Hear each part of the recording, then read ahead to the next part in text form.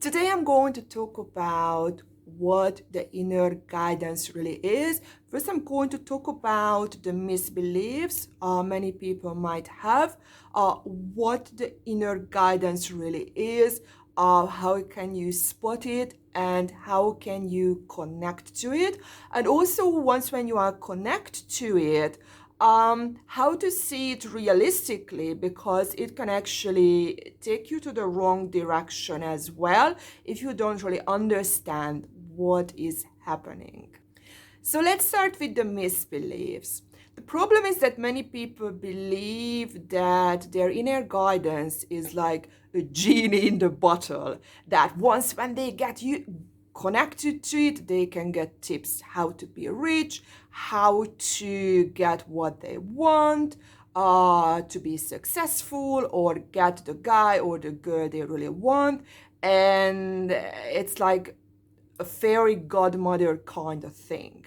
And they don't realize that what they really mean by that, it's that they want control, that they are this ruling power, that it doesn't matter what reality wants, they will have this ultimate power.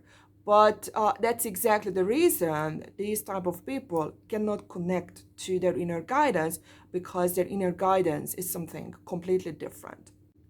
Then another type of group identifies their inner guidance with instinct. You can really hear it, like they're very proud as well, that I listen to my gut.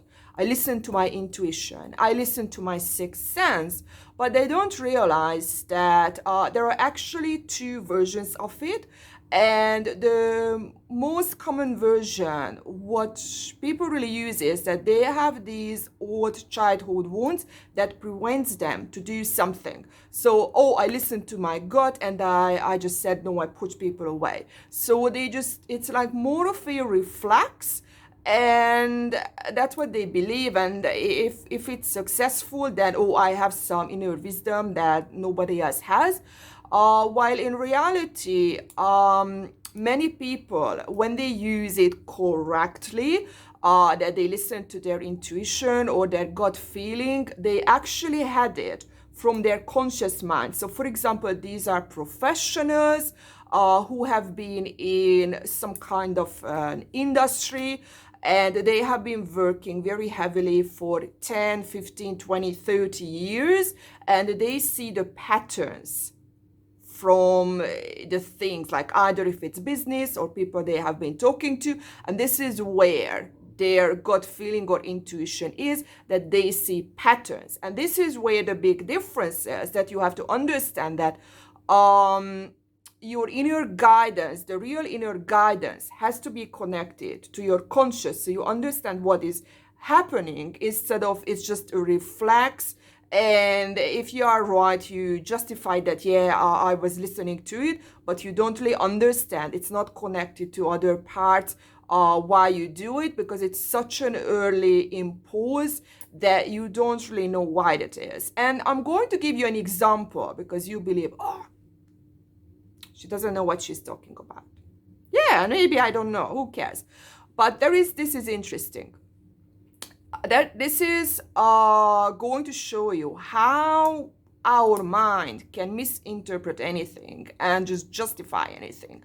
And these are mind experiments. I love watching mind experiments and see how my mind can actually take me to complete nonsense. And I'm going to tell you two, how subjective we can be as well. The first one is going to be, they tested people who lost their short-term memory. And what they did, they went into, so this was in a hospital, and the doctor went in and shook the hand of the patient, and there was some electric shock in the doctor's hand. So basically, the patient got hurt a little bit, I assume, but big enough that the patient would remember. And then the doctor went back, when they knew that the person would already forgotten that this experience, went back and tried to shake the patient's hand. And the patient was like, no, I don't want to do that. And the doctor asked, why is it? Why don't you want to shake my hand? And the patient said that, I don't know, I just don't like people. in white clothes. And this is kind of just to show that your body remembers, the body is able to remember that there was some trauma, it's not safe, but cannot communicate with the mind. Memory is not there because the body stores the trauma, the body stores the pain. There is a very good book I have recommended so many times. It's unbelievable.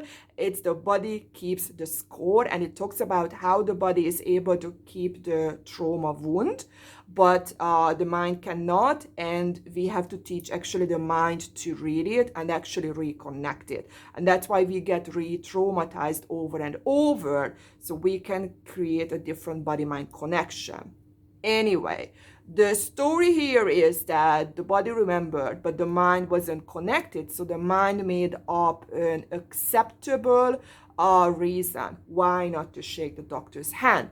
And this is kind of shows how these disintegrated parts within you, the reptile level, that's the unconscious, the mammalian level, that's your emotions, or your limbic system, and or your subconscious, and the cognitive level or your primate level, when they are not connected, when they are still disintegrated, they can actually misinterpret certain things.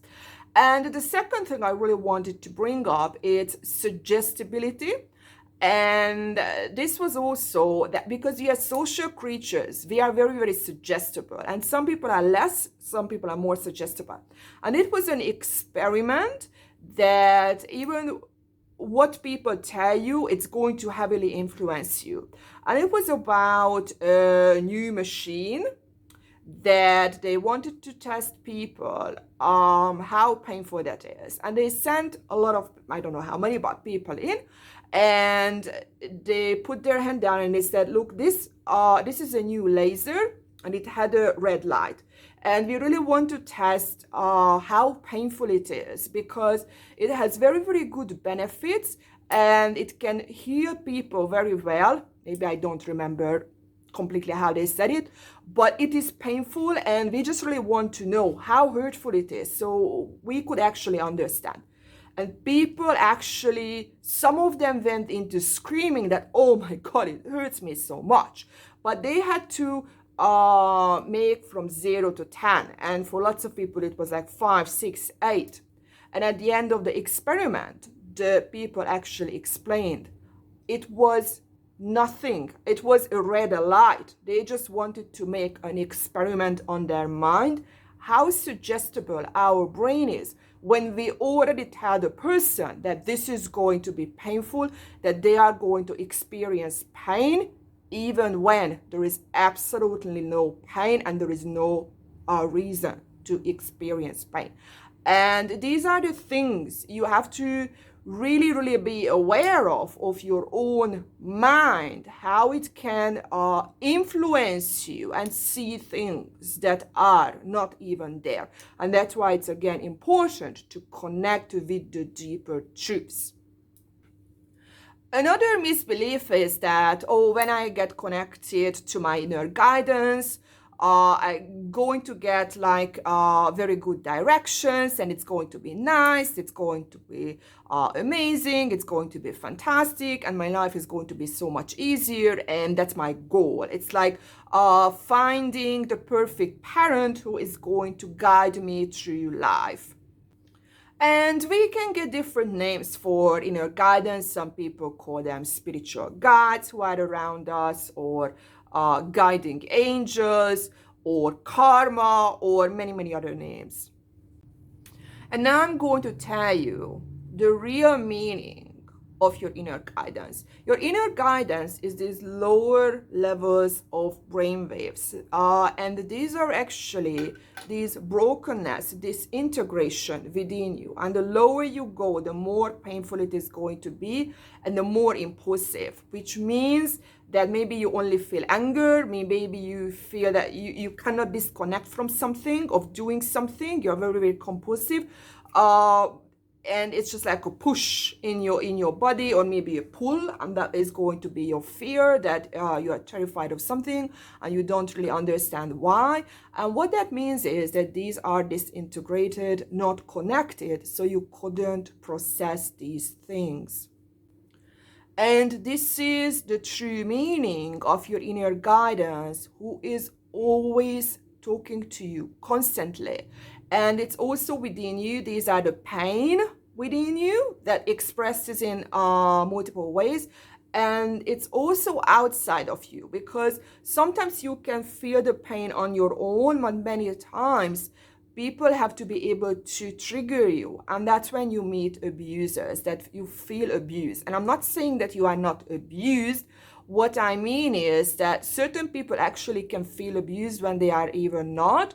But in reality, if you, and it's going to hurt a lot of people, it would hurt me as well if I was unhealed, that if you would truly understand the other person at their very core, you wouldn't see the abuse only, you wouldn't see the behavior only, you would see where is it coming from exactly. You would be able to feel the internal part of that other person. So it's difficult to explain. Once when you done it many times, it's going to be a lot easier for you to see people like that, that you see the behavior and then you see, so you separate the person from that and see that wounding behind it, and you can predict the person if you know their wounds, what they are going to do to you.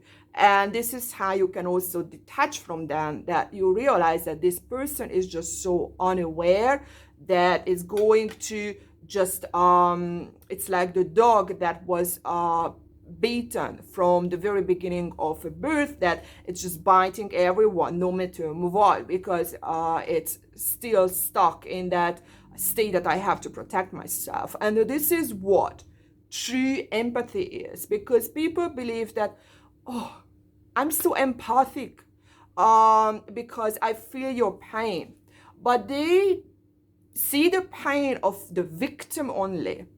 And when somebody is an abuser, they are unable to see behind that. But in reality, all abusers are abusers because they have been victims as well. And unless you see the victim part of the abuser, you cannot really move away from feeling attacked. And it doesn't mean that you stay around with these type of people. It means that you are able to process their reality, and you see them very differently. And it's going to be also a part of your inner guidance, because in order to understand them very deeply, you have to see these parts of yourself deep down within you as well, because these are the repressed parts that you couldn't process, couldn't integrate. And once when you integrate certain parts, that's when you can actually, when you connect it to your head, that's when you can hear voices. So this is how I channel that I actually integrated. And I brought up this abuser and abused version because I seen my partner, my twin flame, as the abuser and myself as the victim. And I shifted my whole mindset and I could integrate these two. And the way I've seen reality and the way I started to react completely shifted. And by the way, after that, he changed as well because my behavior changed, but that's not the point. The point is that I connected the emotional part with the head. And instead of feeling just impulses, I could actually communicate with this internal self that called itself my true self. And the true self is every single life you will ever live, and every single life you have ever lived. And you are a part of this system or this collective self, and it's not the opposite, that your true self is a part of you. And what that means is that it has the ability, because it senses where you are from this wholeness, where you are from this middle part, and it's going to take you there. But you believe that it's going to be like some smooth ride, but in reality, you have to be re-traumatized again because of that stupid rule that it's like when you make a mistake, when you are learning to drive a car, what the driving instructor does, and I'm saying this because I have been a driving instructor for lots of years, what they do is they actually take you back where you made the mistake, and they hope that you are going to figure it out that you have made a mistake. And when you still haven't recognized, you will try a little bit, and they're going to take you back. That maybe you will pay attention now that why the fuck are we in the same situation now for the third time? And then even when you don't, they are going to take you back. So this is kind of at the end of teaching, because in the beginning they are going to tell you so you would know, but at the end they try to force you to realize that, oh my God, I am in the same freaking intersection or trying to do the same parking or something, and now we are here for the 5th time or 6th time. What on earth is going on? And this is how they try to make you individual, that you realize what mistake you have made. So that's why you get re-traumatized as well. This is what your internal guidance or inner guide does, that it keeps taking you back to the same place over and over and over and over, until you realize that, oh my God, it's the same thing over and over. What the hell is going on? Something has to be done differently. So for you, it feels as a trauma. And in reality, it can be also seen as an opportunity, that whatever you couldn't integrate in the past, if you recognize it now, you can, and you can heal. Because unfortunately, we are a part of a system that is self-awakening. We have to wake up on our own with the help of others. We depend on each other. So connecting to your inner guide, you have to start focusing on these internal impulses, internal pain. You might see disgusting behavior that is coming up, but you have to realize that it's only in the beginning that it's going to be like that. It tries to show you the way, and as soon as it's integrated with other parts, it's actually a completely different thing. And what you should understand, or how you should see it, is that these are like different skills within you.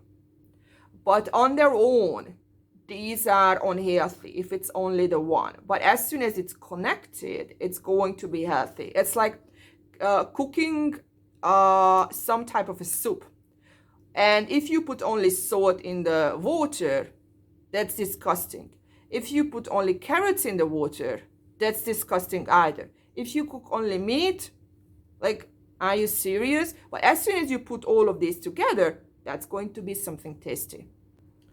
And it's important to understand this, because if you don't understand this part, you might repress whatever is coming up. So something wants to come up, but you label it as bad. I don't want to see this in myself. This is unacceptable. You have to see it as a part of yourself that is trying to communicate with you, trying to talk to you. It's like a child who is acting out.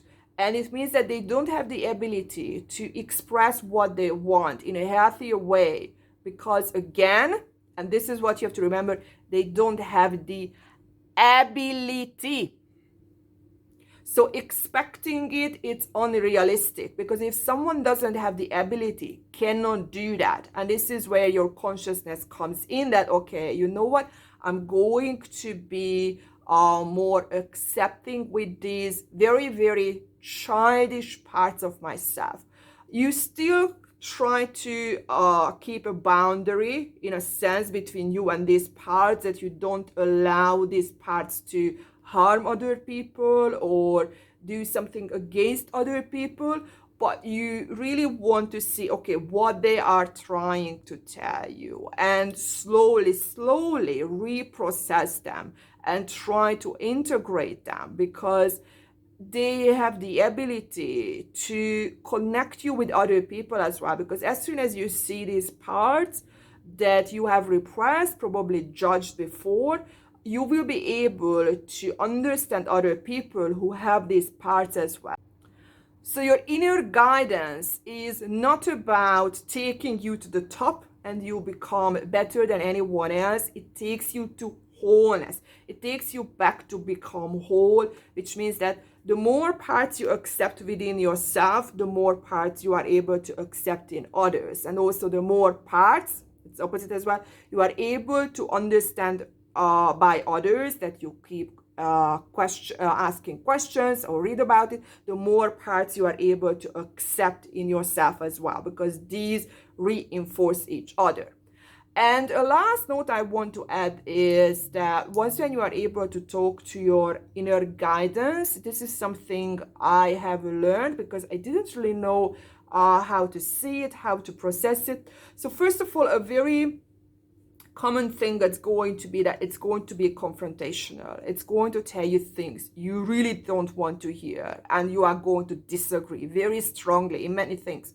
And many times it can take even over a year to see that, oh my God, that was actually true. That was a true statement. I just didn't see it. And that's one element that you have to understand. The other element is that because you are in a self-awakening state, your inner guidance is going to be kind of on the same level that you can misinterpret certain things as well. So you just have to be aware of it, that not everything is going to be true. You are able to misinterpret because you have to learn to communicate, how to understand. And this is something I've seen, that sometimes what I asked, actually the answer went deeper. So it really answered my real question that I wasn't even aware of. So that's a very interesting thing, that it was communicating to a deeper part of me. And your inner guidance is going to give you what you need instead of what you want. It's going to take you back to wholeness, because you will see that the things you might hear, it's abusive. Like many times I was just like, oh my God, this is a fucking abusive bitch. That was my response. I'm just like, why don't you tell me this? And you have to understand that love is a long-term thing. So many people believe that love is that whoever you are talking to makes you feel good. But it's like giving a drug to a drug addict. And real love means is that the other person or your inner guidance tries to make you aware, tries to wake you up. So it sees in the long term.